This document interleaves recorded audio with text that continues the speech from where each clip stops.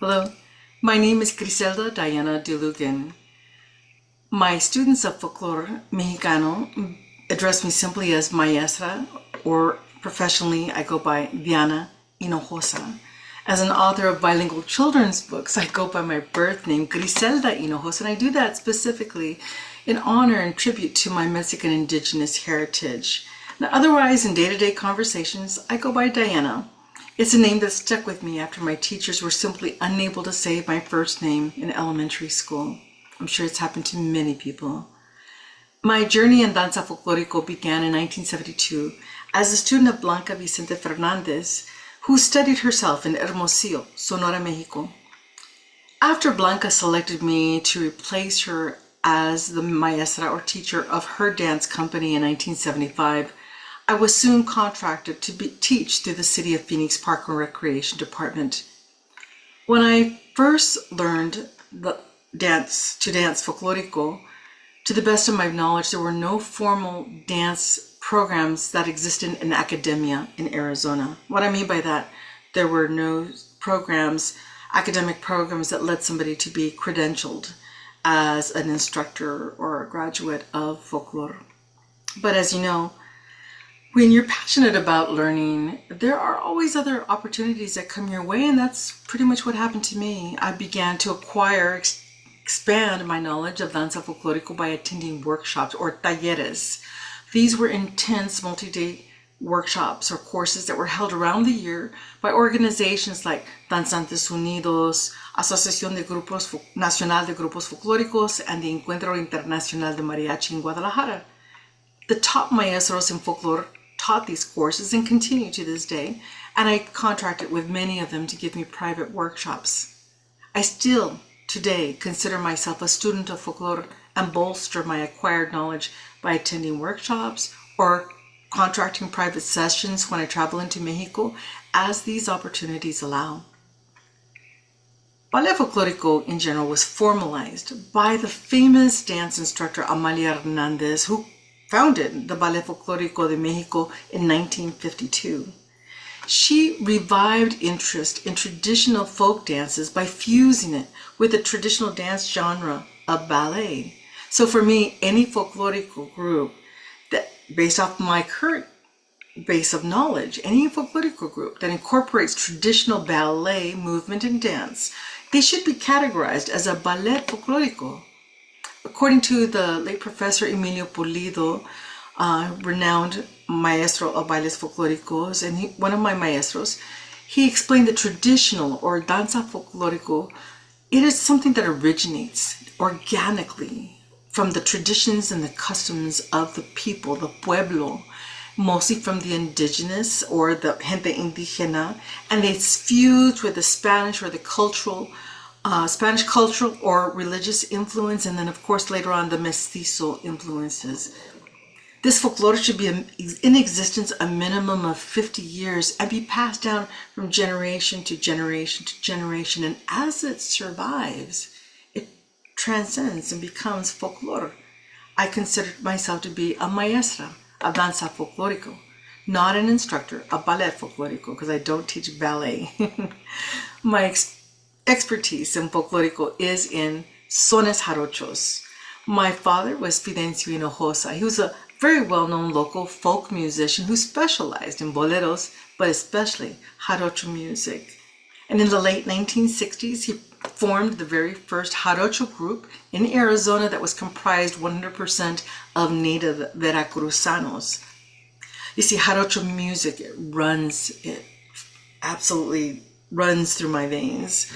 I have a strong affinity with jarocho music from performing with my father's jarocho group and also as a solo danzante for the internationally acclaimed performing group Los Pregoneros del Puerto, who were led by the National Endowment of the Arts National Heritage Fellow, Jose Gutierrez. He was my director.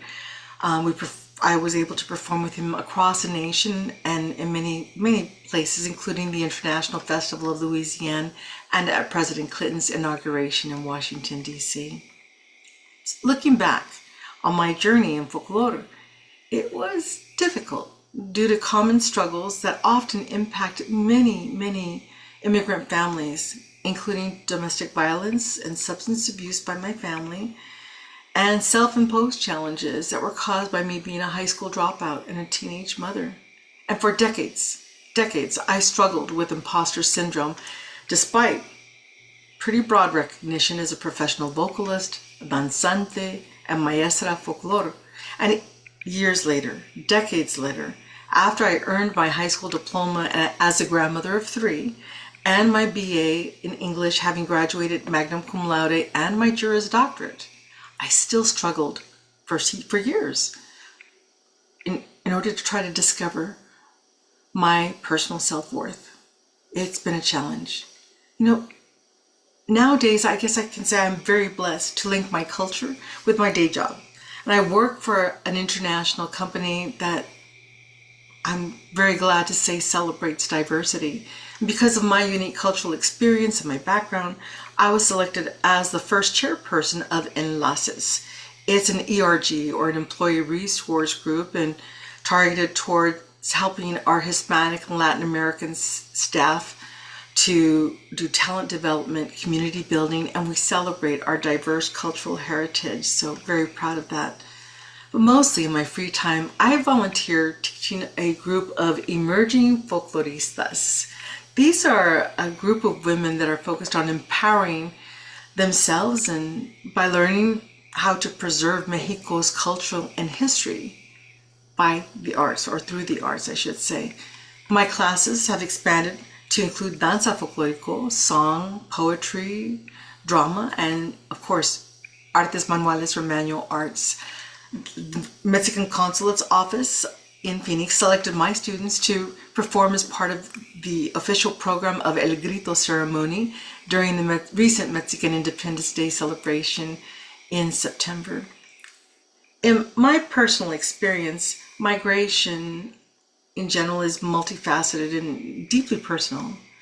From a paternal perspective, migration meant the hope of my father fulfilling economic and personal dreams. He had to adjust to a new language and culture, and of course, he was still navigating, unfortunately, discrimination and exploitation. And from a maternal perspective, from my mother's side, immigration or migration was, I should say correctly, was completely political. It was due to shifting geographical borders and government rule. On the subject of generational migration, I am a second generation migrant on my father's side. My mother's side is much more complicated. Her family was the first family, the Otero family, to receive a Spanish land grant or private title to land in present-day Arizona. On January 10, 1789, the King of Spain authorized this land grant in the area that was called Nueva España, years before it was called Mexico, and certainly decades, centuries before it was called Arizona as we know it. Like many families living in southern Arizona, we experienced that old adage that we didn't cross the border, but the border crossed us, and it did 6 times.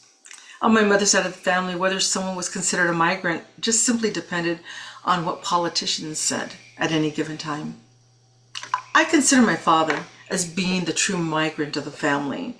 And as he used to say, he was born in un potrero de llano cerca de Pedernales, Veracruz, or basically in a flat pasture of land that was very close to the local little town called Pedernales, located in the northern part of the state of Veracruz. Having an immigrant father who celebrated his heritage daily through his songs, his pregones, and the syncopation of the jarocho music, it absolutely shaped me into who I am, the person I am today. My father was my muse, and I wanted nothing more in life than to be a performer just like him. When I sing Mexican songs or I immerse myself in danza folclórico, I feel centered and I feel alive. It immediately transports me to Mexico, and all of my worries melt away. Of greatest importance, I think, in doing that is that my work allows me truly to honor my father for all the sacrifice that he made coming to this country and giving my family, many greater opportunities that he certainly did not have back home. Now that both of my parents have passed, I do often reflect on how dramatically my life has changed since the very early years my father was a recent immigrant.